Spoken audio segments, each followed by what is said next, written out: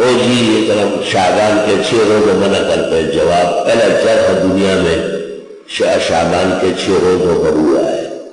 اور امام مالک موطا 256 صفحے پر لکھتے ہیں عالموں کو چاہیے اس بدعت اور بے دینی سے مسلمانوں کو بناتا ہے.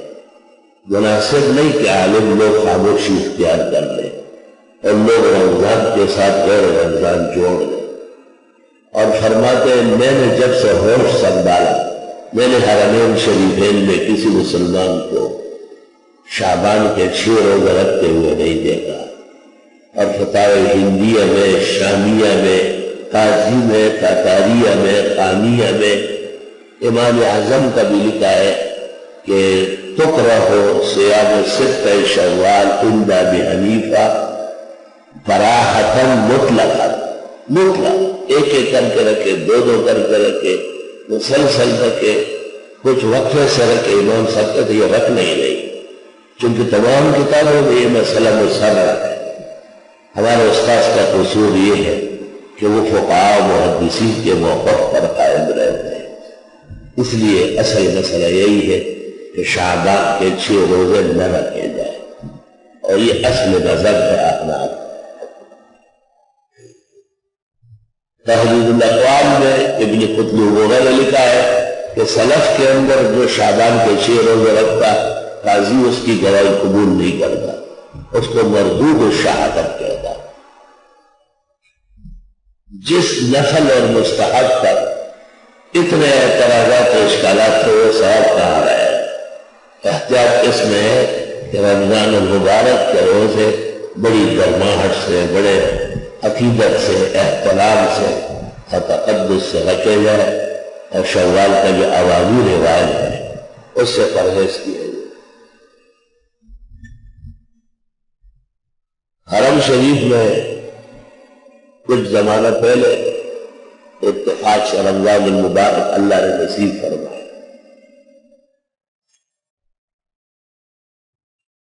آخری جمعے میں بلکہ سدیس میں تقریر کی خطبہ دیا اور اس نے کہا شوال کے 6 روزے سنت اور سال بھر کا ثواب ملتا ہے. کچھ کوفہ کے لوگوں نے انکار کیا ہے. امت متفق ہے. میں بیٹھا ہوا میں نے منصور کو کہا آج سدیس کو روکنا اور آج سدیس سے بات کرنی ہے. منصور نے کہا بس آرام سے رہ اور یہ دوسری حکومت. میں نے کہا قسم اس اللہ کی جس نے حرم کو سارے جہان کا قبلہ بنایا کہ آج میں نے سدیس کو چھوڑا. اتنا بڑا جھوٹ کعبے کے منبر پر کبھی بیان نہیں جو آج اس کو بیان کیا. میں نے کہا مجھے چھوڑو، مجھے پولیس لے جائے، آپ اپنے آرام سے رہے لیکن میں اپنا مسئلہ بیان کروں گا، چھوڑوں گا نہیں. میں راستے میں کھڑا ہو گیا، جگہ معلوم ہوتی ہے جہاں سے امام گزر رہا تھا.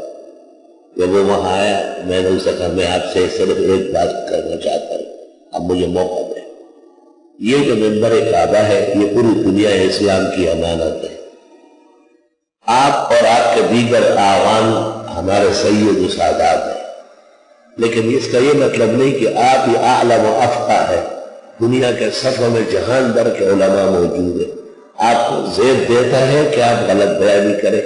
آپ سے زیادہ کون جانتا ہے کہ پہلا شخص محدث فقہاء میں جس نے 6 شوال کا انکار کیا وہ امام مالک، یہی حرمین کا امام ہے. اور یہ موطا میں نے ایسے کھول کے میں نے کہا یہ موطا ہے، آپ اس عبارت کو پڑھیں. مالک کہتے ہیں کہ جو لوگ یہ روزہ رکھتے وہ دین کو بے دینی اور بدعت کے حوالے کرتے ہیں. آپ کہتے ہیں کہ کوفہ، یہ کوفہ. اور حدیث کا سب سے بڑا امام بخاری ہے اور حفاظ کا اتفاق ہے کہ وہ شوال کے 6 روزوں کی حدیث نہیں لایا کیونکہ وہ اسد بن سعید اور حمال دونوں کمزور ہے، ثابت بنانی. امام بخاری کہتے ہیں یہ کاذبہ ہے. لہذا حدیث کا امام بخاری، فقہ کا امام اہل مدینہ کے مالک، یہ دونوں متفق ہیں کہ شوال کے 6 روزے بالکل صحیح نہیں ہے. آپ کیوں کہتے ہیں؟ مجھے کہتے ہیں سامحونی اعاہدہ انشاءاللہ سامحونی، معاف فرمائے میں اعادہ کروں گا.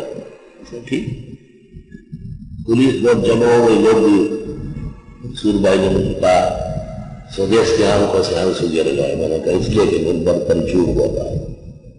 اس کو سب پتا ہے، اس نے معطا نہیں پڑھی تو منبر تک کیسے پہنچ جائے. دنیا کی وہ کون سا علم ہے جس میں معطا مالک نہیں پڑھی جاتی؟ اس میں اتنے بڑی بڑی دلیلوں کے ساتھ امام مالک کہتے ہیں حرمین کے مسلمانوں کو میں نے یہ روز رکھتے دیکھا ہی نہیں. اس کا جواب کون کرے گا؟ خالق کے پائے کا کون ہے؟ اور اسی خوف اور خطرے سے امام بخاری رحمۃ اللہ علیہ ستہ شوال کی حدیثوں سے بچ گئے. علماء کہتے ہیں یہ امام بخاری کا کمال احتیاط ہے کہ اختلافی اور ضعیف اقوال سے بچتے. اگلے جمعے کو ہم مدینہ میں تھے، ساتھیوں نے بتایا تو سدیس نے خطبے میں کہا کہ گزشتہ خطبے کی ایک روایت ستہ شوال سے متعلق اس میں مجھ سے تصادم ہوا. حقیقت یہ ہے کہ بڑے ائمہ مجتہدین اور محدثین ستہ شوال کے منکر ہیں. بعد کے لوگوں نے اس کو مستحب کہا ہے، بعد کے حنفیوں نے بھی، لیکن ائمہ احناف اور ائمہ حدیث اور فقہ ولی سالفین وہ تقریباً متفق ہے کہ شوال کے 6 روزے نہیں رکھنا چاہیے. وَلِلَّهِ الْحَمْدُ أَوَّلًا.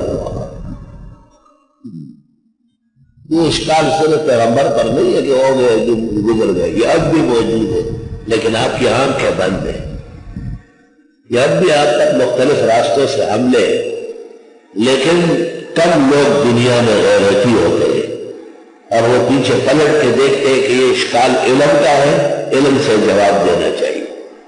اگر یہ اشکال جہل سے ہے تو جواب جاہل باشد خاموش، اس کی کوئی ضرورت نہیں. جواب ہر کس ناکس سے تھوڑی ہم مل جائیں گے. ہم نے یکے بعد دیگرے اس پر کتابیں لکھی ہیں. الحمدللہ جس نے دیکھا ہے امت کے اکابر علماء و فقہا نے اس نے سر تسلیمی خم کیا ہے. مسائل تو پیش آتے ہیں علماء دین میں، کوئی ایسی بات نہیں ہے. اختلاف بھی ہو سکتا ہے، اختلاف کا احترام بھی کرنا ہے، لیکن مسئلہ پورا بیان کرنا چاہیے. مثلا ایک مثال دے رہا ہوں. عبداللہ بن مسعود کہتے ہیں حجر اسود کے بوسے کے لیے دکن پیل نہیں ہونا چاہیے بخاری میں، اور ایسے کاموں سے بچنا چاہیے جس میں مسلمانوں کو تکلیف. عموماً غش ہوتا ہے، دکن پیل تو بنتا ہے. ابن مسعود کہتے ہیں کہ نہیں ہونا چاہیے، یہ سنت ہے اور مسلمان کو ایذا پہنچانا حرام ہے. لہذا سنت چھوڑو اور ایذا مت پہنچاؤ. عبداللہ ابن عمر کہتے ہیں ان زوہم کے ساہم کو، جو مجھے دکے دیتے میں ان کو دکے دے دوں، لیکن اجر ایسا چونو. یہ اختلاف رائے علماء حق میں ہوتی ہے، اس سے کوئی ہم بے خبر تو نہیں ہے، لیکن ایک طرف پٹری پہ چلنا اور دوسرے علم کا انکار کرنا یہ کوئی آسان کام نہیں. عبداللہ ابن عمر کی ایک رائے ہے کہ آیات جس طرح نازل ہوئی ہے بس اس طرح بیان ہو جائے، کسی کو مصداق نہ بنایا جائے. بخاری شریف میں موجود ہے، لیکن ابن مسعود کہتے ہیں کہ قرآن پورے عالم کے لیے آیا ہے. وہ اس لیے مصداق تھے کہ انہوں نے یہ حرکتیں کی، جو بھی وہ حرکتیں کرے گا وہ مصداق بنے گا، اور پوری امت ابن مسعود کے ساتھ. ابن عمر کی رائے کو اختیار نہیں کیا گیا. اللہ اکبر و کبیرہ. ابن عمر رفعتین کی احادیث روایت کرتے ہیں اور ابن مسعود کہتے ہیں پہلی رفع کے بعد پیغمبر نے رفع نہیں کیا ہے. اور جلہ نے کہا ہے ابن مسعود افقہ اعلم اکبر اصل اونچے مقام کے ہیں. ابن عمر تو ان کے سامنے نوجوان لڑکا ہے. لہذا حنفیہ نے اور فقہاء عراق نے، بلکہ مدینہ منورہ کے امام مالک نے رفع دین عند الرکوع وعند الحفظ منها وعند الرفع الى الرکعۃ الثالثہ کا انکار فرمایا. اختلافات تو علماء میں رہتے ہیں، لیکن بعض اختلافات کو بعض لوگ عجیب ہوا دیتے، اس لیے ہم نے بعض مسائل کی ابتدا میں تشریح کی تاکہ آپ کو ہمارا موقف اور پلیٹ فارم کا پتہ چلے۔ اہدنا الصراط المستقیم، اللہ ہمیشہ ہمیں حق پر قائم رکھے۔